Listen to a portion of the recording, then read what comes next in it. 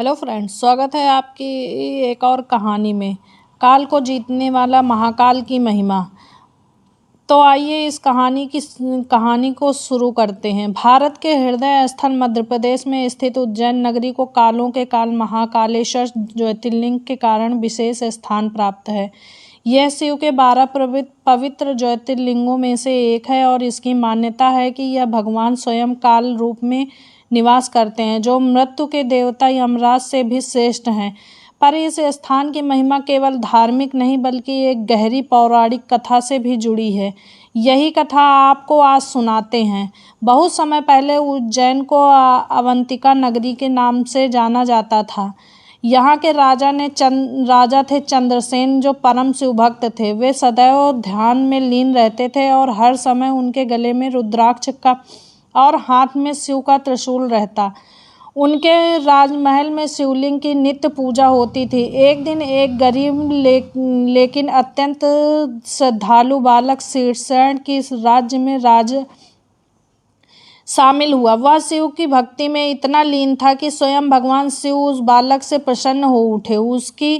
उसी समय आसपास के कुछ राज्य, विशेषकर चंडा और मुंडा नाम के असुर, राजा चंद्रसेन की लोकप्रियता और शांति से जलने लगे। उन्हें वह अच्छा नहीं लगा कि एक साधारण बालक और एक राजा मिलकर भगवान शिव की ऐसी पूजा कर रहे हैं। उन्होंने मिलकर उज्जैन पर आक्रमण करने की योजना बनाई।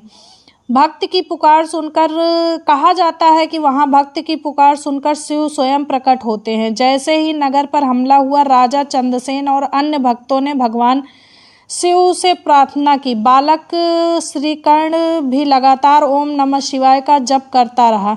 इसी घड़ी में रात्रि के समय भयंकर तूफान उठा। आकाश काला हो गया, बिजली चमकने लगी और तभी अचानक धरती फटी और उस फटी हुई भूमि से स्वयं भगवान शिव महाकाल रूप में प्रकट हुए। उनके केश बिखरे हुए थे, नेत्र अग्नि जैसे दहक रहे थे और हाथ में त्रिशूल लिए हुए उन्होंने उन राक्षसों का संहार कर दिया।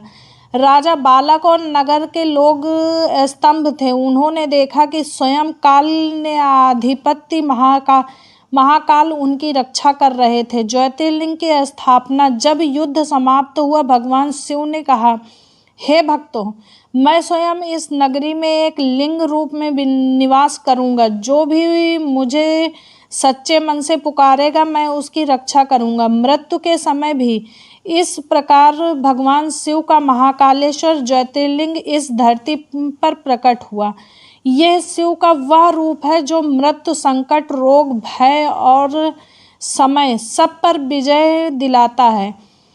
एक और रहस्यमयी परंपरा है इसकी भस्म आरती। यहाँ की सबसे प्रसिद्ध पूजा है भस्म आरती। यह आरती प्रतिदिन तड़के 4 बजे होती है और भगवान महाकाल को शमशान की राख से सजाया जाता है। कहा जाता है महाकाल को मृत्यु का श्रृंगार पसंद था, क्योंकि वे स्वयं मृत्यु को ही निगलने वाले हैं। यह आरती विश्व की एकमात्र ऐसी पूजा है जहां शिव को मृत्यु की राख से पूजते हैं। मान्यताएं और महत्व यह है कि मोक्ष प्राप्ति का स्थान कहा जाता है। जो महाकाल के सच्चे दर्शन कर लेता है, उसे मृत्यु के पश्चात मोक्ष की प्राप्ति होती है। एक और मान्यता है कि ये एक ऐसा महाकालेश्वर एकमात्र दक्षिण की ओर देखने वाला ज्योतिर्लिंग है। यह दिशा यमराज की मानी जाती है। इस रूप में शिव स्वयं यम के भी स्वामी हैं। शिव के तांत्रिक रूप की पूजा। यहाँ शिव को तांत्रिक विधियों से भी पूजा जाता है, जिसके साधक को आत्मज्ञान और भय से मुक्ति मिलती है। कहा जाता है महाकाल लोक में मूर्तियां गिरना, यानी 2023 नवनिर्मित महाकाल लोक परिसर में कुछ मूर्तियां गिरने से निर्माण की गुणवत्ता पर सवाल उठे।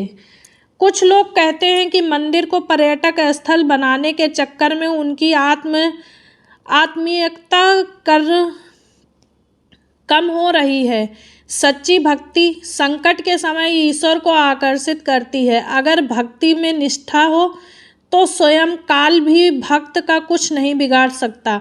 महाकाल हमें यह सिखाते हैं कि मृत्यु से डरने की नहीं, धर्म और सत्य पर डटकर खड़े होने की आवश्यकता है। अगर आपको यह कथा ज्ञानवर्धक और प्रेरणादायक लगी हो तो कृपया वीडियो को लाइक करें, कमेंट करें और चैनल को सब्सक्राइब करना ना भूलें। और कमेंट में लिखिए हर हर महादेव।